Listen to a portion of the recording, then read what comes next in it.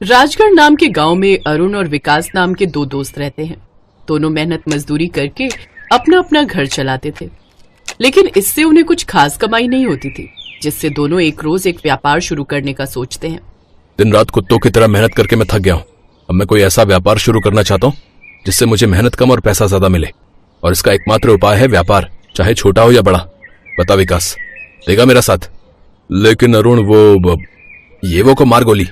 तो ये बता, तुझे मुझ पर भरोसा है या नहीं? अच्छा ठीक है, मैं पैसा लगाने के लिए तैयार हूँ, लेकिन हम काम क्या करेंगे? ठीक है, फिर हम दोनों एक नया काम शुरू करेंगे, सब्जियों का व्यापार। गांव में किसानों से कम दाम में सब्जियां खरीदकर हम शहर में मंडी में बेच आएंगे। लेकिन किसानों से कम दाम में क्यों खरीदना? सबसे ज्यादा मेहनत तो किसानों की ही होती है ना। अरे यार, तू बिजनेस करने जा रहा है, इसमें दिल को पीछे छोड़कर दिमाग से काम लेना पड़ता है, समझा? अब वो दोनों दोस्त मिलकर सब्जियों का व्यापार शुरू करते हैं और कुछ ही दिनों में वो अच्छा खासा मुनाफा कमाने लगते हैं। ऐसे ही 1 महीना बीत जाता है। एक रोज विकास की पत्नी प्रिया उससे, सुनिए जी, आपको पैसे मिल गए क्या? वो क्या है ना, रसोई में राशन पानी खत्म हो गया है। हाँ प्रिया, मैं आज ही अरुण के पास अपना हिसाब लेने जा रहा हूँ। तुम्हें पता है, अरुण और मैंने काम में खूब तरक्की की है। हम नौकरी करके साल भर में इतने पैसे नहीं कमा पाते जितने हमने इस 1 महीने में कमा लिए हैं। अजी वाह, ये तो बहुत ही बढ़िया बात है। अच्छा, अब मैं चलता हूँ। अरुण ने आज घर पर बुलाया था हिसाब करने के लिए। ठीक है, पर जल्दी आना, फिर राशन भी लेने जाना है। हाँ, जल्दी लौट आऊंगा। और तुम ना आज वो घेवर बना कर रखना। आज पैसे आएंगे तो मुंह मीठा करना तो बनता है ना। और हाँ, घेवर देसी घी में ही बनाना, ठीक है? हाँ, बना दूंगी।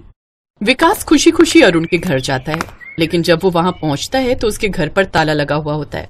अरे, ये अरुण के घर पर ताला क्यों लगा हुआ है? अरे भाई, वो अरुण तो कल रात को ही घर खाली करके चला गया। मेरा किराया भी नहीं दिया उसने। क्या? चला गया? लेकिन ऐसे कैसे हो सकता है?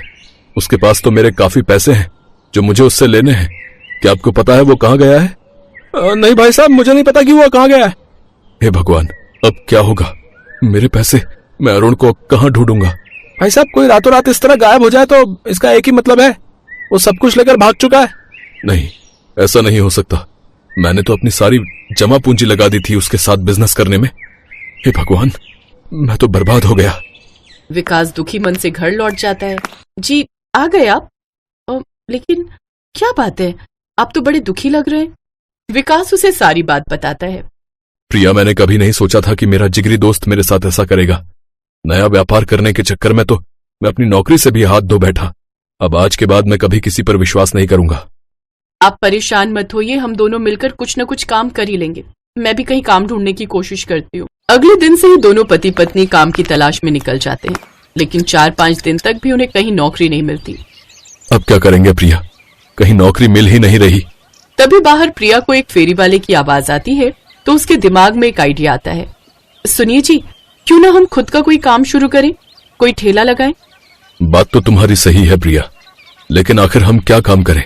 हमें तो गोलगप्पे, चाउमीन, मोमोज में से कुछ भी बनाना नहीं आता। हाँ, लेकिन सांभर चावल तो आते हैं ना।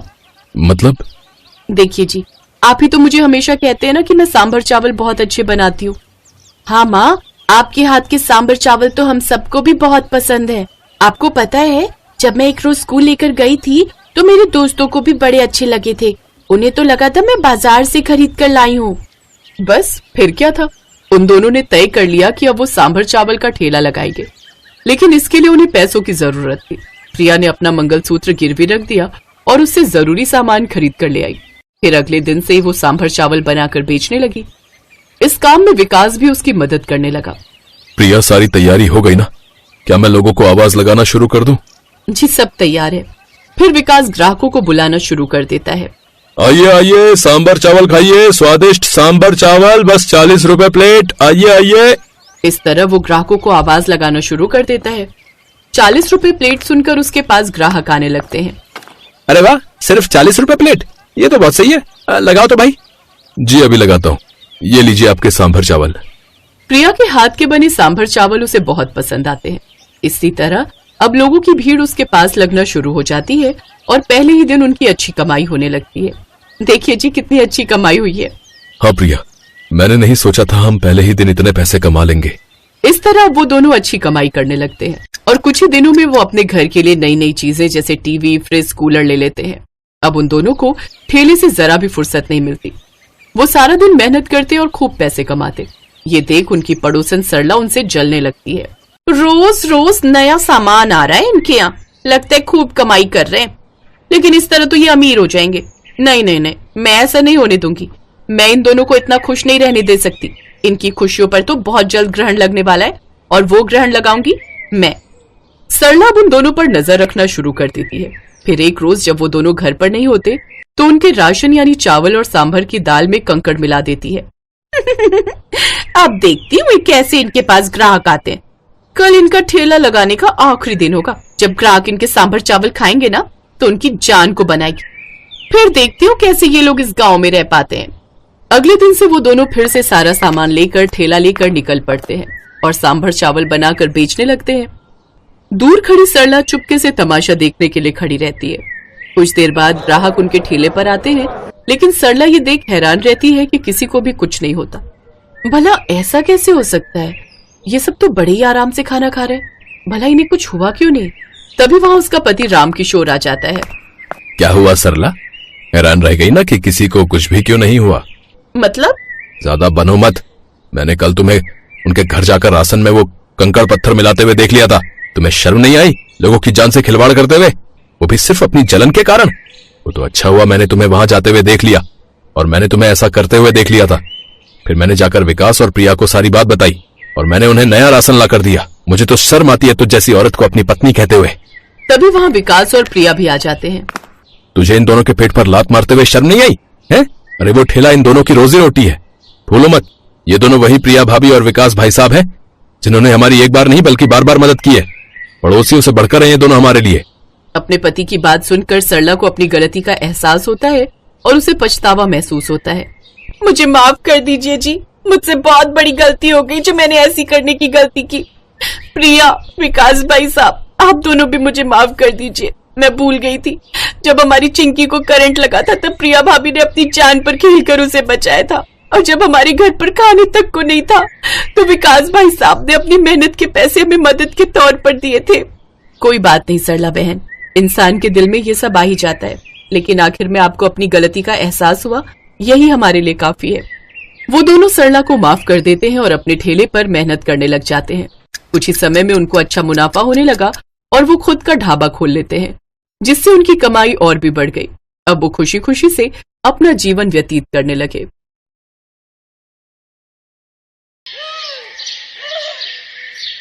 पुनीत को चिकन खाने का बड़ा शौक है, लेकिन उसकी पत्नी मंजू शाकाहारी है। शादी से पहले मंजू ने पुनीत को बता दिया था, देखिए मैं शुद्ध शाकाहारी हूँ, मैं मांस मछली नहीं खाती। अरे कोई बात नहीं, मेरे लिए तो बना सकती हो ना। मैंने कभी बनाई नहीं है, लेकिन मैं कोशिश करूंगी। लेकिन सुहागरात के अगले दिन पुनीत की माँ का देहांत हो गया था। माँ की वजह से इस नल्ले पुनीत को पाल रहा था, अब इसे घर से निकालने का वक्त आ गया है। सही कहा, काम वाम कुछ आता तो है नहीं इसे, फालतू में पैसे लेता है बस। पुनीत और उसका बड़ा भाई रोहित एक साथ एक छोटा सा होटल चलाते थे। पुनीत को हिसाब किताब अच्छे से आता नहीं था। रोहित उससे हर एक छोटा बड़ा काम करवाता था और खुद बस बैठकर हिसाब किताब करता था। वो अपने भाई को हिस्सेदारी से निकालना चाहता था, लेकिन उनकी माँ की वजह से ये हो नहीं पा रहा था। लेकिन अब माँ नहीं रही। पुनीत चल अपना सामान ले और निकल जा इस घर से। निकल जाऊं? लेकिन कहाँ जाऊंगा भैया? अरे मुझे क्या पता, जहां मर्जी चला जा, लेकिन इस घर में तुझे और तेरी बीवी को जगह नहीं मिलेगी, समझा? मंजू ने रोते हुए अपनी जेठानी का पैर पकड़ लिया। दया कीजिए दीदी, मेरी अभी अभी शादी हुई है, मैं कहाँ जाऊंगी? इस बैल बुद्धि से शादी ही क्यों की? इसके दिमाग में गोबर है गोबर, कुछ काम धंधा आता नहीं है इसे। फालतू में हर महीने पैसा मिलता है इसे, लेकिन और नहीं। निकल जाओ यहाँ से। रोहित और शीतल ने मिलकर पुनीत और मंजू को घर से निकाल दिया। शीतल ने बस अपने लिए कुछ साड़ी ले ली और खाना बनाने के लिए उसे बस एक हांडी और एक चम्मच मिला। दीदी, एक हांडी और एक चम्मच से मैं खाना कैसे बनाऊंगी? साथ में और कुछ तो दे दो। अरे जा जा, ऐसा क्या बनाएगी तू? इतने सारे बर्तन लगेंगे, खाना तो तुझे सूखे चावल ही है, इसमें ही हो जाएगा। एक हांडी में क्या क्या बन सकता है ये शायद शीतल को पता होता, तब शायद वो हांडी भी ना देती। जो भी मिला उसे समेटकर पुनीत और मंजू नए घर की तलाश में निकल गए। मंजू माफ कर दो मुझे, मेरी वजह से शादी के बाद ही तुझे ये सब सहना पड़ रहा है। इसमें आपकी क्या गलती है जी? आपको कैसे पता होता कि आपका बड़ा भाई और भाभी ये सब करने वाले हैं? असल में बचपन से ही मैं बाल बुद्धि हूँ। मैं पढ़ाई लिखाई में अच्छा नहीं था। भैया हमेशा मुझे डांटते थे। सिर्फ माँ मुझसे प्यार करती थी। माँ की वजह से ही सब कुछ सही चल रहा था। कोई बात नहीं जी, अब मैं आ गई हूँ ना, अब सब कुछ ठीक हो जाएगा। कैसे ठीक होगा मंजू? न मेरे पास पैसे हैं और ना ही घर। हम कहाँ रहेंगे? क्यों? फुटपाथ पर कितने सारे लोग रहते हैं, हम भी रहेंगे। और पैसा कहाँ से आएगा? अभी हम भीख मांगेंगे, बाद में देखा जाएगा। मंजू ने फुटपाथ पर लकड़ी और अपनी साड़ियों से एक तंबू जैसा बना लिया और उसी के अंदर दोनों रहने लगे। अगले दिन सुबह पति पत्नी भीख मांगने लगे। भगवान के नाम पे कुछ दे दो, भगवान तुम्हारा भला करेगा। हम बहुत गरीब हैं साहब, पैसे दे दो साहब। लेकिन दोनों जवान पति पत्नी को देखकर लोग बोलने लगे, ये देखो देखो इन्हें, इनको बस मुफ्त का खाना चाहिए। हाथ पैर सब कुछ ठीक ठाक चल रहा है। अरे भाई, कोई काम क्यों नहीं करता तू है? हमें काम कौन देगा साहब, आप देंगे? नहीं नहीं, मेरे पास काम नहीं है, लेकिन काम तो कहीं भी मिल जाएगा। बोलने के लिए तो बहुत कुछ बोला जा सकता है, लेकिन असली वक्त पर सभी कट लेते हैं। वो आदमी भी वहां से चला गया। लेकिन मंजू और पुनीत को अपना पेट भरना था। पास ही में बंटी नाम का 15 साल का लड़का भीख मांगता था। उससे मंजू और पुनीत की दोस्ती हो गई। बंटी कभी पाव तो कभी रोटी लाकर मंजू और पुनीत को खिलाने लगा। भाई, ऐसे ही कोई भीख नहीं देता, उसके लिए एक्टिंग करनी पड़ती है, एक्टिंग। अच्छा, वो कैसे? कभी लंगड़ा होने की एक्टिंग करो तो कभी अंधे होने की। मैं तो यही करता हूँ। पुनीत को यह आइडिया अच्छा लगा। अगले दिन पुनीत बंटी के साथ अंधा बनकर भीख मांगने गया और आज उसे पूरे 400 रुपए भीख में मिले। मंजू खुश हो गई। अरे बंटी, तुझ में तो बहुत अकल है, तेरी वजह से आज हमें इतना पैसा मिला। बोल तुझे क्या खाना है? मैंने बहुत दिनों से चिकन नहीं खाया। हाँ, मैंने भी बहुत दिनों से चिकन नहीं खाया। मैं चिकन लाता हूँ। लेकिन कढ़ाई नहीं है। अच्छा ठीक है, ले आइए, मैं कुछ जुगाड़ करती हूँ। पुनीत 1 किलो चिकन ले आया और मंजू लकड़ियों के चूल्हे पर हांडी चढ़ा देती है और उसने उसमें चिकन डाल दिया। हांडी में चिकन कैसे बनेगा? पता नहीं, कोशिश करती हूँ। और कुछ है भी तो नहीं। मंजू ने उसी के अंदर अदरक, लहसुन, नमक और सरसों का तेल, हल्दी और मिर्च डालकर अच्छे से मिला दिया और धीमी आंच पर पकाने लगी। घंटों भर चिकन पकने के बाद मंजू ने हांडी का ढक्कन खोला और उसमें से इतनी अच्छी स्मेल आई कि मंजू के मुंह में भी पानी आ गया। अरे वाह, मैंने जिंदगी में पहली बार चिकन बनाया है। स्मेल तो बढ़िया लग रही है। आज खा के भी देख लो मंजू, वैसे भी और कुछ नहीं है। मंजू ने जल्दी जल्दी चावल पकाया और तीनों ने मिलकर हांडी में बना हुआ चिकन खाया। अरे वाह, टेस्ट भी तो बढ़िया है। हाँ मंजू चाची, आपने क्या चिकन बनाया है? ऐसा चिकन मैंने कभी नहीं खाया। मैं भी। हांडी में इतना अच्छा चिकन बनता है, ये मुझे पता नहीं था। 1 किलो चिकन तीनों मिलकर खत्म कर देते हैं। मंजू चाची, आपने इतना अच्छा हांडी चिकन बनाया है, आप यही हांडी चिकन बेचती क्यों नहीं हो? अरे हाँ, ये तो तुमने सही कहा। लोग एक ही तरह का चिकन खाते खाते बोर हो गए। लोगों को ये हांडी चिकन बहुत पसंद आएगा, लेकिन उसके लिए भी तो पैसों की जरूरत है। बड़ी हांडी चाहिए, चूल्हे के लिए लकड़ी चाहिए, बर्तन चाहिए। कम से कम 10,000 रुपए की जरूरत है। कहाँ से आएगा पैसा? मैं दूंगा ना। भीख मांग मांग कर बिजनेस करने के लिए कुछ पैसे इकट्ठे किए हैं मैंने। इसी व्यापार में लगा देता हूँ पैसा। आप मुझे पार्टनर बना लेना। अगले ही दिन से मंजू ने हांडी चिकन बनाना शुरू कर दिया। हांडी चिकन की स्मेल से ही लोग आने लगे। मंजू फुटपाथ पर बैठकर हांडी चिकन बनाने लगी। बंटी और पुनीत लोगों को खिलाने लगे। इसी तरह वो दुकान फुटपाथ हांडी चिकन के नाम से फेमस हो गई। जिस आदमी ने पुनीत और मंजू को कुछ काम करने की सलाह दी थी, वो एक दिन खाने आया और हांडी चिकन खाकर उसने बहुत तारीफ की। अरे वाह, तुम लोगों ने तो कमाल कर दिया भाई, है? बहुत स्वादिष्ट चिकन था ये। वाह। इसी तरह 1 साल के अंदर उन लोगों ने दुकान खड़ा कर दी। बंटी उन दोनों के साथ ही रहने लगा। उधर रोहित के होटल में धंधा बंद होने की कगार पर आ गया, क्योंकि पुनीत ही सारा काम संभालता था। सभी कस्टमर के साथ अच्छा बर्ताव करके उन्हें खुश रखता था। लेकिन रोहित वो नहीं कर पाया और होटल बंद हो गया। और 1 साल बाद पुनीत ने उस होटल को भी खरीद लिया। और इसी तरह हांडी चिकन बेचकर पुनीत, मंजू और बंटी अमीर हो गए और खुशी खुशी जीवन बिताने लगे।